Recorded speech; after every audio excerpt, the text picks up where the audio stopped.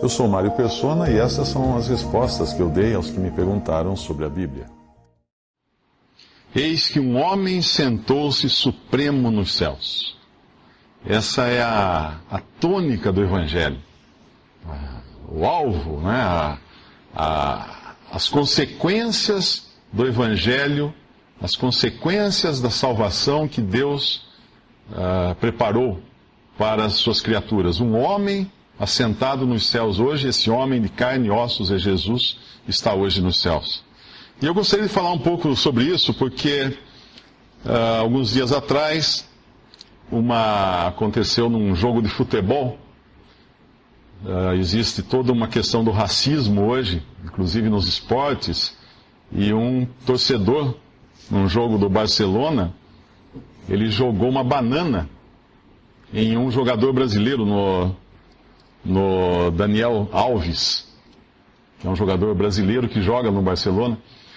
E esse jogador, com uma sabedoria, assim, com uma coisa incrível que eu achei, ele simplesmente pegou a banana, descascou e comeu.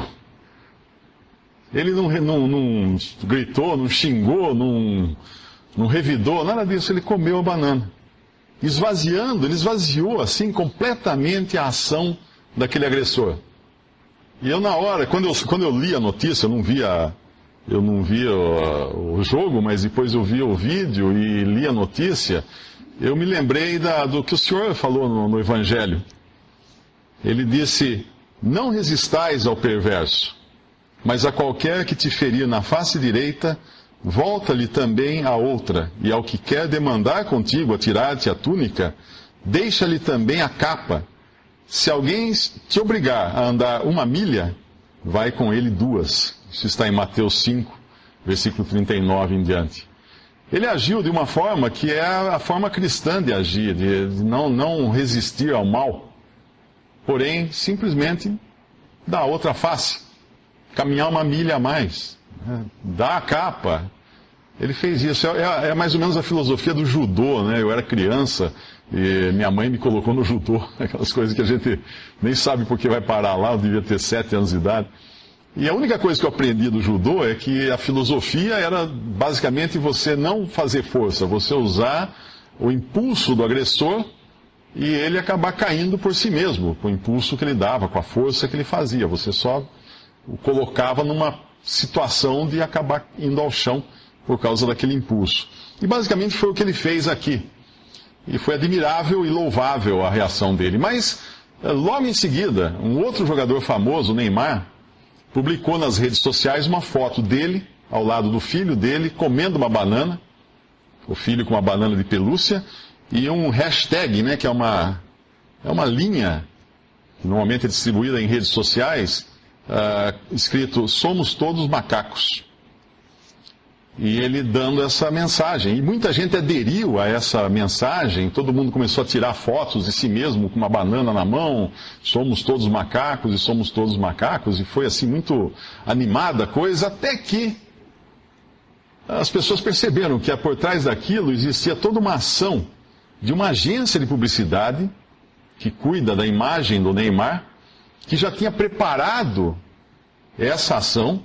A coisa tinha sido estudada, e o que eles fizeram foi aproveitar aquela coisa inesperada do outro jogador, do Daniel Alves, que não tinha nada a ver com a história, e lançaram essa campanha contra o racismo. Só que o tiro saiu pela culatra, porque quando as redes sociais, as pessoas são muito críticas, né? Então, quando descobriram que aquilo era uma coisa ensaiada, era jogada ensaiada, né? Aí veio o revide, veio a retranca. E todo mundo começou a criticar aquilo. Inclusive um artista aí lançou uma linha de camisetas, somos todos macacos, e também caiu a bomba em cima dele de críticas, né, de pessoas criticando de ser oportunista e coisas desse tipo. Então aquilo que devia ser uma campanha contra o racismo acabou saindo pela culatra. E aí o que aconteceu? A própria agência de publicidade do Neymar colocou um press release, uma mensagem na imprensa, para se explicar. E aí, se ela tinha dado uma no cravo na hora de tentar uma campanha contra o racismo, ela deu uma na ferradura na hora de explicar. Porque aí que piorou mais ainda a situação. Eles publicaram um texto assim, colocado como foi essa campanha, né? Ironicamente, na situação, logo após a maravilhosa atitude do Daniel Alves, a hashtag, que é o Somos Todos Macacos, mas a imagem de Neymar com seu filho não chama os negros de macacos, mas lembra ou alerta os brancos que somos todos iguais, vindos do mesmo macaco. Esse é um fato científico, provado e comprovado, salvo alguns fanáticos que ainda questionam Darwin. E não é apenas uma opinião, mas um fato científico provado e comprovado. Aí quando eles falaram isso, aí que a casa caiu. Porque na verdade o que eles estavam fazendo era criando uma outra discriminação. Agora não contra negros, mas agora contra cristãos que creem na criação. E muitos negros, inclusive, protestaram com essa ideia de somos todos macacos. O que é isso? Se sentiram ofendidos por isso. E alguns, inclusive, esse próprio Daniel Alves, hoje à noite, numa entrevista, ele vai dizer que somos todos humanos. Porque ele não concordou nem um pouco que pegaram carona na atitude dele para fazer essa campanha. E eu pensei nisso e eu pergunto, somos todos macacos? Viemos do macaco? O que a Bíblia diz, o que Deus diz da origem do homem? Quando nós cantamos o hino diz, eis que um homem sentou-se supremo nos céus. Alguém poderia sequer cogitar que esse homem sentado supremo no céu fosse a evolução de um macaco? Ou a descendência de algum animal? De maneira nenhuma. Fala de Cristo o hino. O que Deus fala realmente do homem? Qual a opinião que Deus tem do homem? É um macaco melhorado? Um macaco 2.0 que melhorou?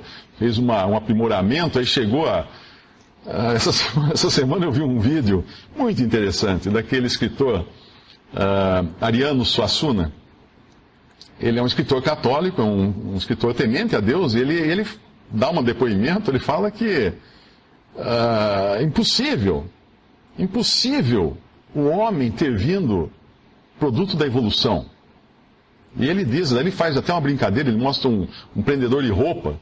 Ele fala, olha que coisa incrível, são 2 pauzinhos com um araminho no meio.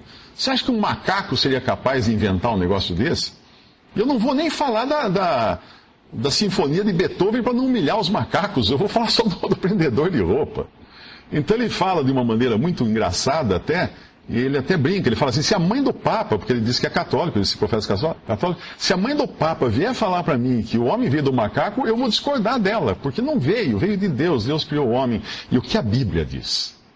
A Bíblia diz assim, no primeiro livro da Bíblia, diz que, e disse Deus, façamos o homem à nossa imagem, conforme a nossa semelhança, e domine sobre os peixes do mar, e sobre as aves dos céus, e sobre o gado, e sobre toda a terra, e sobre todo réptil que se move sobre a terra.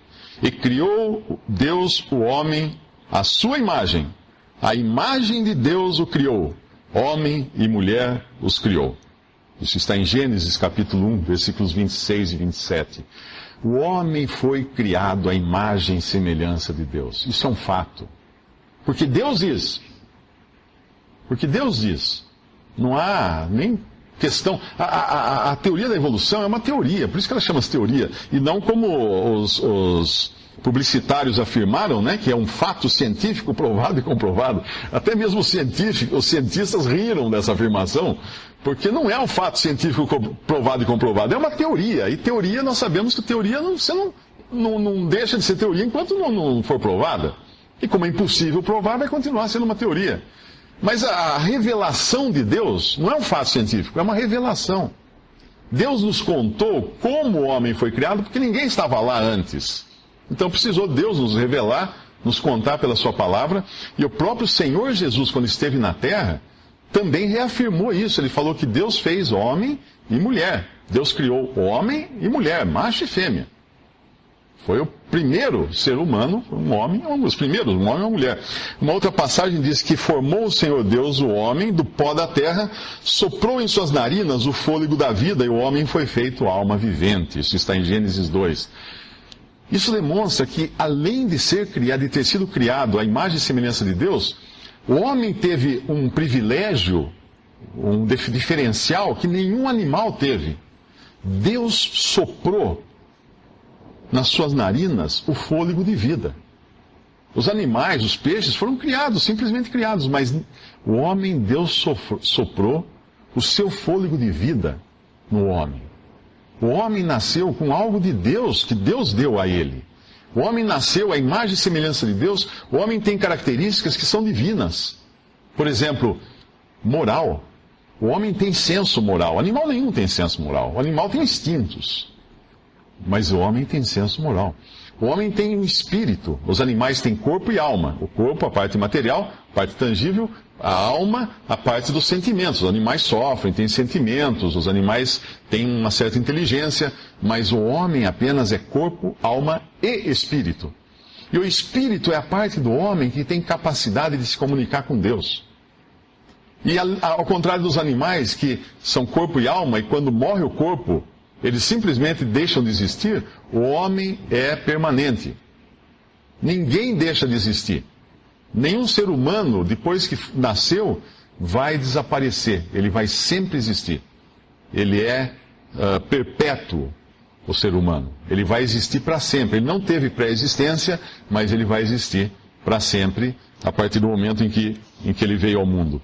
Uma outra passagem muito bonita, que é bastante ampla e fala da criação de uma maneira mais ampla, é o Salmo 8.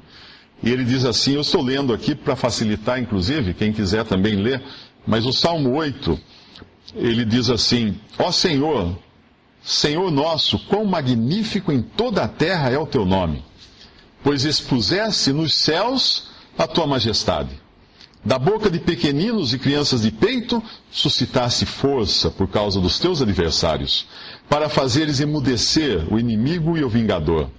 Quando contemplo os teus céus, obra dos teus dedos, e a lua e as estrelas que estabeleceste, que é o homem, que dele te lembres, e o filho do homem, que o visites, fizeste-o, no entanto, por um pouco menor do que Deus, e de glória e de honra o coroaste. Deste-lhe domínio sobre as obras da tua mão, e sobre os seus pés, tudo lhe puseste. Ovelhas e bois, todos, e também os animais do campo, as aves do céu, e os peixes do mar, e tudo que percorre as sendas dos mares. Ó Senhor, Senhor nosso, quão magnífico é em toda a terra o teu nome. Deus fala nesse salmo duas coisas, assim, extremas. Primeiro ele fala dos céus. Os céus são as coisas mais inexplicáveis, o firmamento é inexplicável. Os cientistas mandam sondas, estudamos o céu, estudamos as estrelas, mas a majestade de Deus não dá para entender porque é infinito. Ninguém conseguiu contar as estrelas dos céus. Ninguém conseguiu pensar no que tem depois. Existem conjecturas. Pensar que à noite nós olhamos para cima e o que nós vemos? Nós vemos o passado. O sol, durante o dia, quando nós olhamos para o sol, claro que ninguém olha para o sol, porque senão vai queimar os olhos, mas aquele sol que nós vemos no céu, o sol está nascendo. Ah, o sol está nascendo, que lindo, o sol está nascendo. Aquele sol é de 8 minutos atrás.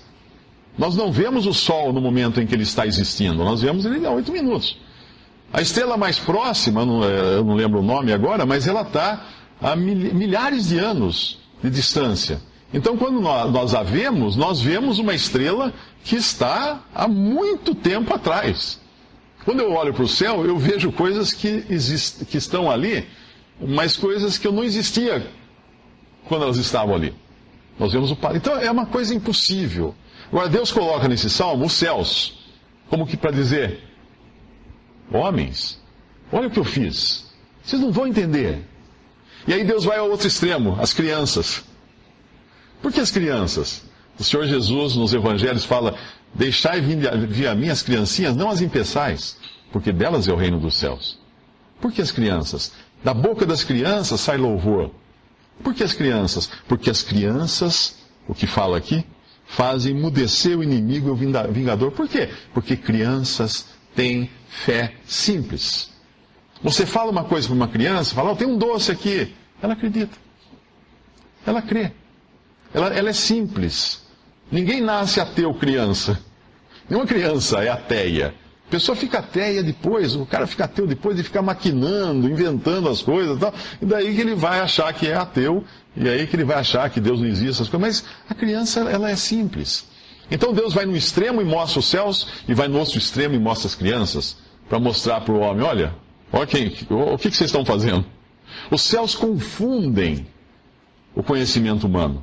Hoje já se sabe que, à medida que as distâncias aumentam, ou você sai para o universo, as próprias leis da física que nós conhecemos aqui na Terra já não funcionam do mesmo jeito.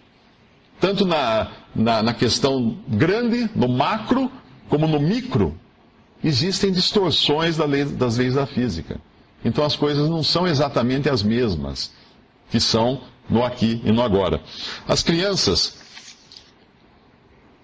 quando o Senhor Jesus fala lá em Mateus 10, ele fala, deixai vir a mim os meninos e não os impeçais, porque dos tais é o reino de Deus.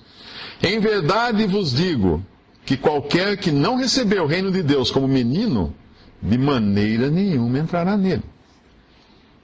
E quando Deus, pela sua palavra, pela carta de Paulo aos Coríntios, no capítulo 1 de Coríntios, ele fala da sabedoria de Deus versus a sabedoria humana, dá a impressão até que Deus está zombando do homem. E está realmente. Porque o homem, na sua própria sabedoria, ele se torna louco aos olhos de Deus. Lá nessa passagem de 1 Coríntios 1, 25, diz assim, porque a loucura de Deus é mais sábia do que os homens, e a fraqueza de Deus é mais forte do que os homens. Porque vede, irmãos, a vossa vocação, que não são muitos os sábios segundo a carne, nem muitos os poderosos, nem muitos os nobres que são chamados. Mas Deus escolheu as coisas loucas deste mundo para confundir as sábias. E Deus escolheu as coisas fracas deste mundo para confundir as fortes. E Deus escolheu as coisas vis deste mundo, e as desprezíveis, e as que não são, para aniquilar as que são, para que nenhuma carne se glorie perante Ele. Nenhuma carne, nenhum ser humano se glorie perante Ele. Deus então anula a sabedoria humana, usando daquilo que é estultícia, que é loucura para o ser humano, como sendo sabedoria de Deus. Eu hoje li um artigo no blog de uma irmã em Cristo agora, ela se converteu ano passado, ela está recém-convertida, está muito alegre com a sua alegria de ter encontrado o Senhor. Ela mora na Alemanha e é uma brasileira. E ela escreveu umas coisas assim muito interessantes, que ela escrevia no blog sobre assuntos de mulher, assuntos de política, assuntos da vida no dia a dia, de criar filhos, dificuldades, problemas, críticas, aquela coisa toda. E de repente ela escreve sobre Cristo agora, sobre Deus, né, falando da alegria na vida dela. E ela pede desculpa para os leitores, para as leitoras, né, ela tem muitas leitoras. Olha, gente, desculpa, mas eu fiquei burra. Ela coloca mais ou menos assim, eu fiquei burra. Ou seja, vocês não vão gostar mais das coisas que eu escrevo, porque elas não têm não são aprazíveis para a mente humana, para a sabedoria humana. E assim é. Uma pessoa que se converte a Cristo, ela fica burra, vamos chamar assim, aos olhos do homem. Porque se você chegar em qualquer lugar hoje e falar assim, eu não creio na teoria da evolução, eu creio em Deus Criador, o que vão falar de você? Você acha que vocês vão aplaudir você? Não. Nossa, a pessoa é medieval, né? É ignorante, nunca estudou, não sabe ciência, não sabe, né? Imagina. Essa é a reação. Mas, na verdade, a loucura de Deus é realmente sabedoria. Aquilo que é louco para Deus é sabedoria para o homem, mas aquilo que é louco para os homens é sabedoria para Deus. E é disso aqui que eu vou tocar agora o assunto. Por que essa gana, esse desejo tão grande que existe em defender uma teoria como essa de que o homem teria vindo do macaco? Embora, cientificamente falando, né, se eu falar o homem veio do macaco, alguns cientistas vão falar assim, não é assim, o homem não veio do macaco, tanto é que o macaco está aí, o homem está aqui. Na verdade, o homem veio de um ser primata, primo do macaco lá atrás, aquela coisa toda. Mas, vamos resumir então isso. Por que esse esforço todo em querer dizer que o homem veio de um animal? ou o homem é um animal evoluído por causa de um ser que não é homem. Satanás foi o anjo mais belo criado por Deus. Porém, Deus não deu aos anjos o domínio. Deus deu aos homens. Satanás era um querubim, chamado de querubim da guarda. Mas Deus, quando criou, quando nós vimos lá a criação, Ele deu ao homem o domínio. Tem uma passagem em Hebreus que diz assim: porque não foi aos anjos que Deus sujeitou o mundo futuro de que falamos, mas em certo lugar testificou alguém dizendo que é o homem para que dele te lembres, ou o filho do homem para que o visites, tu o fizesse um pouco menor do que os anjos, de glória e de honra o coroaste e o constituíste sobre as obras de tuas mãos. Todas as coisas lhe sujeitasse debaixo dos pés. Evidente que a consumação disso depois vai falar de Cristo, mas foi ao homem que Deus deu o domínio de todas as coisas, de toda a criação. Não foi a anjos. E esse anjo ficou extremamente enciumado com essa situação. Quando Deus criou Adão e Eva, na verdade Deus criou um administrador para a terra. Voltando lá em Gênesis, capítulo 1, diz que criou Deus o homem à sua imagem, a imagem de Deus o criou, o homem e mulher os criou, e Deus os abençoou, e Deus lhes disse: frutificai, multiplicai-vos, enchei a terra, e sujeitai-a, e dominai sobre os peixes do mar, e sobre as aves dos céus, e sobre todo animal que se move sobre a terra. Essa foi a ordem de Deus.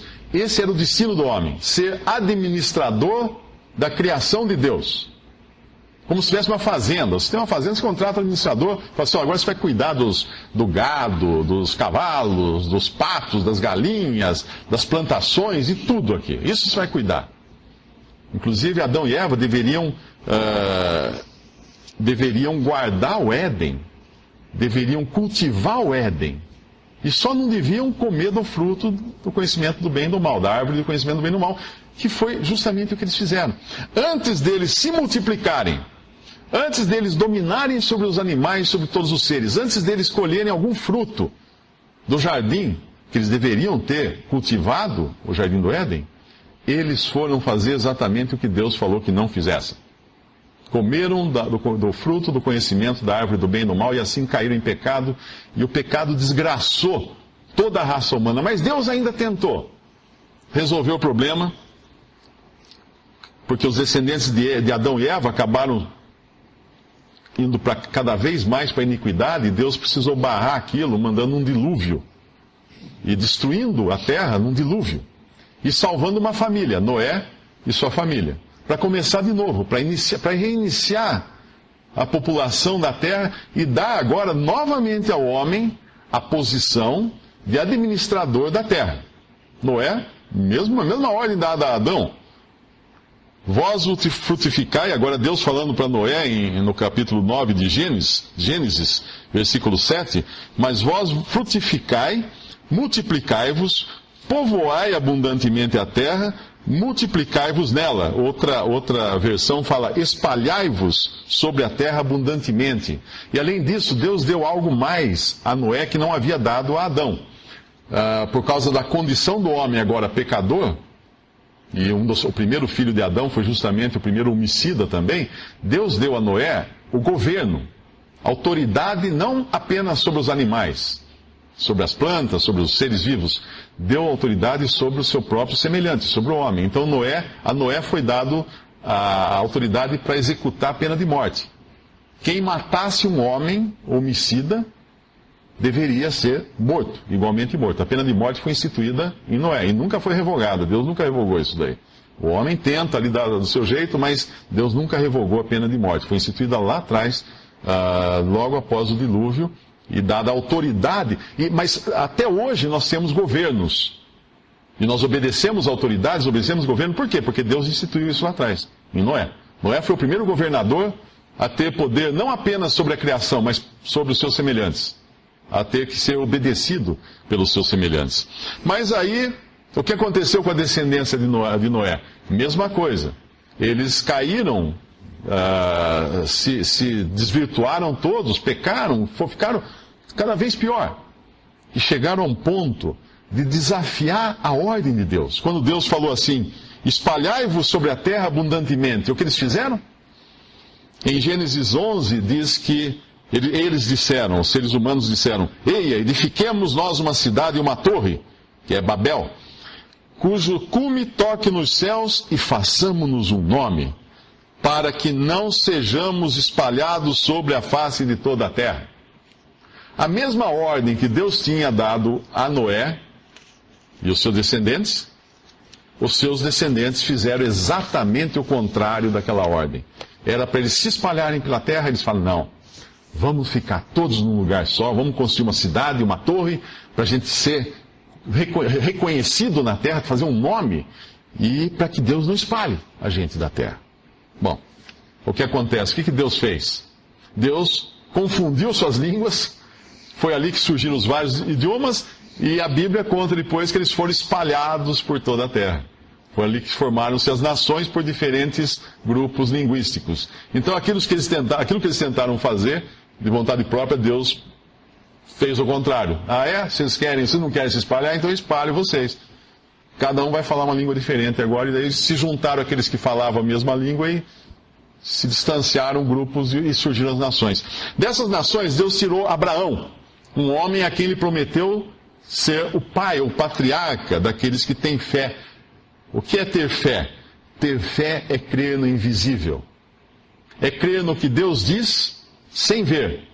Em Hebreus 11, a única passagem da Bíblia que define fé, diz assim, ora, a fé é o firme fundamento das coisas que se esperam e a prova das coisas que se não veem. Pela fé entendemos que os mundos foram criados pela palavra de Deus, não por um Big Bang, de maneira que aquilo que se vê não foi feito do que é aparente, ou seja, do que existe. Deus criou as coisas do nada. Deus falou e tudo surgiu. Assim, e a fé crê nisso. A fé reconhece que esse foi o modus operandi de Deus. Não precisou fazer um Big Bang. Big Bang do quê? Uma energia concentrada. E aí, quem criou a energia concentrada? Não, mas tinha... E quem criou isso? E antes? Não tem jeito de chegar num ponto, a não ser chegar no nada. Então, a partir do nada, como que surgiu alguma coisa? Deus.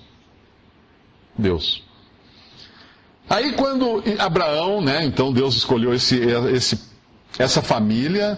E daí ele tira uma outra família, a família de Jacó, e muda o nome de Jacó para Israel, e Deus então cria uma nação. Agora, os administradores das coisas de Deus na terra, os representantes de Deus na terra, seriam os israelitas. E Deus deu aos israelitas, ele capacitou os israelitas como ele jamais tinha capacitado qualquer outro povo na terra. Deus deu uma lei, que eram 10 mandamentos, mais 300 e tantos preceitos. Deus deu sacrifícios, Deus deu um templo, uma adoração, todo um sistema religioso, o judaísmo, Deus deu aos israelitas. Deus deu as alianças, fez alianças com esse povo. Deus deu a eles tesouros materiais, deu terra, deu gado, deu frutos, deu tudo o que eles precisavam. Eles iam habitar na terra e governar a terra e administrar a terra. Aquilo que Adão falhou, aquilo que os descendentes de Noé falharam, Deus agora pega um povo e fala, agora vocês vão cuidar dos meus interesses na terra. Essa é a minha vinha. Essa é a minha vinha, Israel.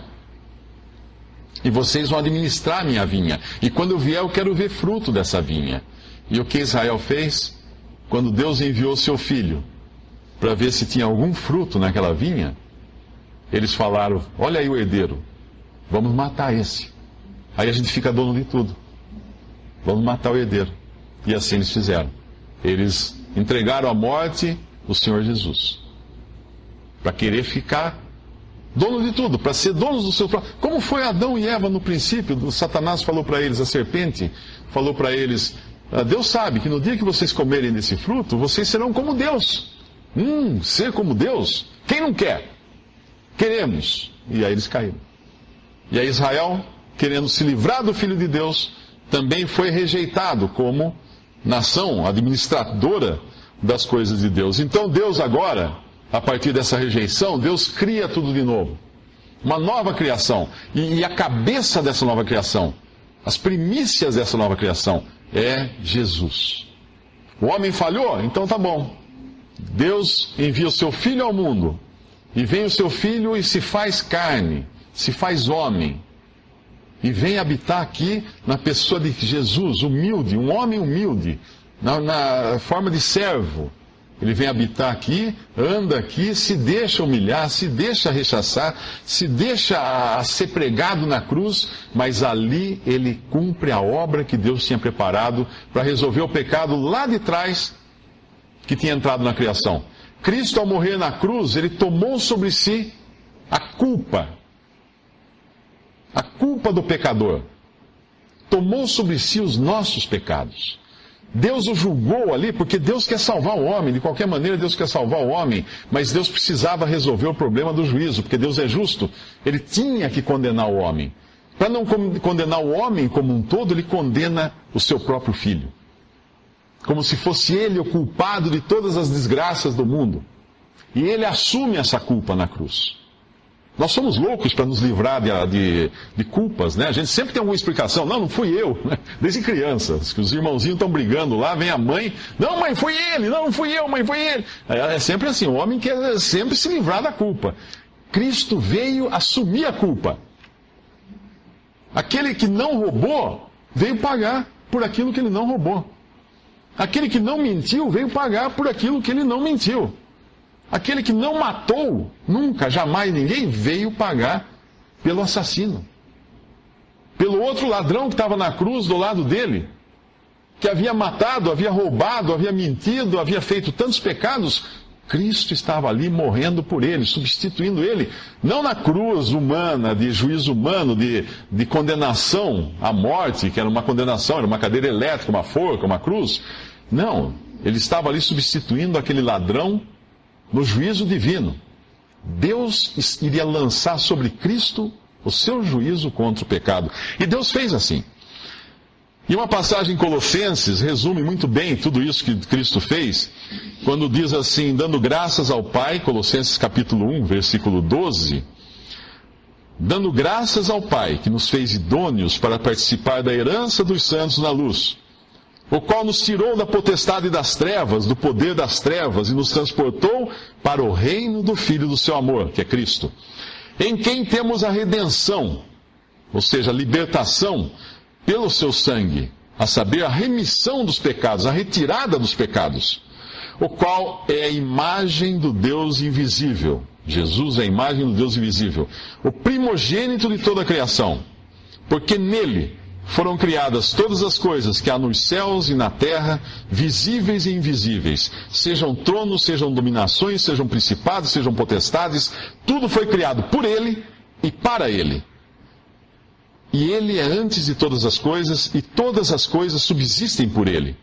E ele é a cabeça do corpo, da igreja, é o princípio, é o primogênito dentre os mortos, para que em tudo tenha preeminência, porque foi do agrado do Pai que toda a plenitude nele habitasse, e que, havendo por ele feito a paz pelo sangue da sua cruz, por meio dele reconciliasse consigo mesmo todas as coisas, tanto as que estão na terra como as que estão nos céus.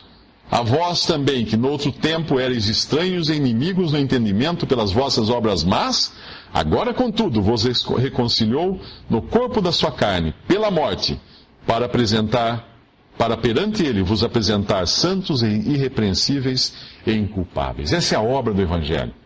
E é sempre importante, numa pregação do Evangelho, nós efetivamente lermos as passagens da Bíblia, da Palavra de Deus. Por quê? Porque a fé vem pelo ouvir, e ouvir pela Palavra de Deus. A capacidade de ouvir vem pela Palavra de Deus. O Evangelho é o poder de Deus para a salvação de todo aquele que crê. Então a Palavra de Deus tem poder. Mas agora, voltando ao assunto do nosso princípio, daquela agência de publicidade que criou toda essa questão, né, essa celeuma aí em torno da somos todos macacos, eles acabaram discriminando quem crê em Cristo, quem é cristão. E o que tem por trás da atitude desses que apoiam a evolução? Tem outra agência de publicidade, cujo dono é Satanás. Ele está no mercado há muito tempo. E no mercado onde ele atua, o seu papel é reduzir o homem, é inferiorizar o homem. Deus criou o homem para ser cabeça da criação, para ser aquele administrador de todas as coisas. Satanás fala assim: você não é tudo isso não, pode esquecer, você é um macaco melhorado. É isso que ele fala, é isso que ele quer. 1 Pedro fala que o diabo é vosso adversário. Quando um político quer se eleger, ele tem duas estratégias. De um lado, ele começa a prometer as coisas que ele vai fazer. Agora, promessa é promessa, ninguém mostra nada prometendo só. Agora, a outra estratégia é tentar reduzir o seu adversário. Falar mal do adversário e mostrar defeitos nele. Para que o adversário diminua e ele fique melhor na votação, na eleição, nas pesquisas de voto. E é isso que Satanás vem fazendo há milênios. Ele vem tentando reduzir o homem, porque ele é adversário do homem. E ele tenta reduzir o homem. Quando Deus criou o diabo, Satanás, Deus afirma na sua palavra, assim, a respeito dele. Essas passagens que eu vou ler agora estão em Ezequiel 28, do 12 a 17, e Isaías 14, do 13 a 14. Tu eras o selo da medida, cheio de sabedoria e perfeito em formosura. Tu eras o querubim ungido para cobrir. E te estabeleci no monte santo de Deus, estavas, no meio das pedras afogueadas, andavas. Perfeito eras nos teus caminhos, desde o dia em que foste criado, até que se achou iniquidade em ti. Elevou-se o teu coração por causa da tua formosura, corrompeste a tua sabedoria por causa do teu resplendor. E tu dizias no teu coração: eu subirei ao céu, acima das estrelas de Deus exaltarei o meu trono, e no monte da congregação me assentarei aos lados do norte. Subirei sobre as alturas das nuvens e serei semelhante ao Altíssimo. Satanás queria ser semelhante a Deus, porém Deus criou o homem à sua imagem e semelhança. Dá para entender o que está acontecendo aqui? Nós temos um ser maravilhoso, elevadíssimo, Satanás, criado na maior formosura possível, na maior sabedoria possível. E nós temos um homem criado à imagem e semelhança de Deus. Satanás não foi criado à imagem e semelhança de Deus, mas ele queria ser semelhante a Deus. E de repente ele vê um homem receber esse papel, ele corre lá para falar: não, pode parar. Ele corre lá para fazer Adão e Eva caírem. Ele não queria isso. Ele não queria que o homem tomasse o lugar que ele queria para ele. E ele vem promovendo, então, a inveja que ele tem dos homens é como a inveja que o político tem do outro. Ele não pode deixar o homem chegar ao ponto que Deus quer colocar o homem. Mas a gente pensa o seguinte agora: já imaginou Satanás no céu? Agora que a obra de Cristo está completa, ele morreu, ressuscitou, está glorificado, está no céu. Como? Como um homem. Cristo está num corpo de carne e ossos, nos céus. E Satanás vê aquele homem nos céus hoje. Eu pergunto, ele fica alegre com isso? De maneira nenhuma. Ele não pode mais fazer nada contra Cristo. Ele não pode fazer nada mais. Porque é inatingível. Enquanto o Senhor estava na terra, quando ele viu Cristo na cruz, ele pensou assim: venci. Olha lá, consegui. Ele tentou, ao longo da história da humanidade, matar aqueles que pareciam ser os precursores de Jesus. Dizimando crianças lá no Egito, tentando matar Moisés com isso. Dizimando crianças quando o Senhor Jesus nasceu, o Herodes mandou matar as crianças com 2 anos para baixo. E de todas as maneiras ele quis cercar, para que não... Ele tentou corromper a semente da mulher, porque Deus prometeu que da semente da mulher viria aquele que esmagaria a cabeça da serpente. E o que ele fez? Mandou seus anjos tomarem a forma humana, isso está em Gênesis 6, e corromperem a semente humana. E Deus então tem que interromper aquela linhagem, para não permitir que isso acontecesse. E Satanás vem tentando, e agora a última bomba dele é essa: tentar mostrar para aquele homem acreditar que ele é menos do que Deus fez ele para ser. E o homem está representado hoje no céu por Cristo, um homem perfeito que é primícia, o primeiro exemplar da nova criação é Cristo nos céus, ressuscitado e glorificado. E aqueles que creem nele, aqueles que o aceitarem como Salvador, aqueles que receberem o perdão dos seus pecados graças à obra que ele consumou na cruz, terão esse mesmo lugar com Cristo e em Cristo nos céus, para dominar sobre as coisas que Deus vai colocar sob os pés de Cristo. Inclusive aos que creem em Cristo, Deus promete que eles irão julgar os próprios anjos. Esses anjos caídos serão julgados por aqueles que são salvos por Cristo, pela fé em Cristo. Agora, qual a estratégia que Satanás tenta, então, e por que ele tenta também depreciar o homem? Se ele consegue provar que o homem é apenas um macaco, um animal evoluído, ele faz o homem acreditar que não existe responsabilidade moral no homem. Que o homem deve caminhar e viver de forma instintiva, como são os animais. Animais agem por instinto. O animal quer copular com quantas fêmeas ele quiser, ele vai. Quem vai falar que não? É perfeito, é permitido, é animal. Ele é animal. Se ele quiser matar os macaquinhos pequenos da sua espécie, ou porque eles são inconvenientes, ou porque eles são doentes. Hitler quis fazer isso, né? Hitler quis se livrar de todos aqueles que não fossem puros, não fossem perfeitos. Então ele enchia caminhões de crianças excepcionais e mandava para a morte. Bebês mandava para a morte. Velhos, mata. Vai fazer o que com o velho? Ele não ajuda, não melhora nada, só come, atrapalha, então manda matar.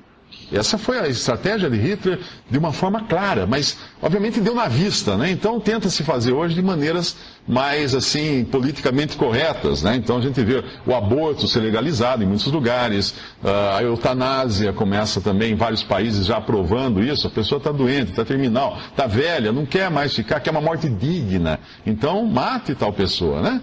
Essa é a maneira, porque é um macaco só, não faz mal, não tem senso moral. Sobrevivência do mais forte. Essa é a lei da evolução. Quem é mais forte sobrevive. O mais forte come o mais fraco. O mais forte prevalece. Aquele que está capacitado para ter o melhor sêmen, a melhor descendência, esse deve permanecer. Esse deve ser o garanhão do grupo, para ele transmitir o seu DNA bom para a espécie e melhorar a espécie humana. Eu pergunto, não é isso que está acontecendo? De forma até mais assim velada do que Hitler. Hitler foi meio brutal, né, na maneira, mas a mesma coisa está acontecendo. Infidelidade, adultério, poligamia, homossexualismo, pedofilia, assassinatos, guerras, abortos, infanticídios, canibalismo, traições. Eu estou falando do macaco. Tudo isso os macacos fazem. Os macacos comem seus filhotes, os macacos declaram guerras contra os seus semelhantes macacos para exterminar o outro clã. E agora Satanás fala assim, vocês são macacos. Pode fazer tudo isso. Pode matar, pode comer o seu semelhante, pode trair, pode pedofilia, pode poligamia, pode adultério, infidelidade, homossexualidade, pode tudo. Porque nós somos macacos. Então não tem nada errado com isso. Percebe a estratégia que Satanás... Agora, o ser humano fala assim, precisamos da dignidade humana, então é uma vida digna. Precisamos de uma vida digna, o governo precisa dar dignidade. A palavra digna tem sido muito repetida nos noticiários hoje, dignidade é uma palavra da moda. Eu pergunto, quer dignidade maior do que aquela que Deus preparou para o homem, de ser o administrador de toda a criação, de ser um ser acima dos anjos? Foi feito um pouco menor que os anjos, mas em Cristo agora, o homem está acima dos anjos. Quer dignidade maior do que essa?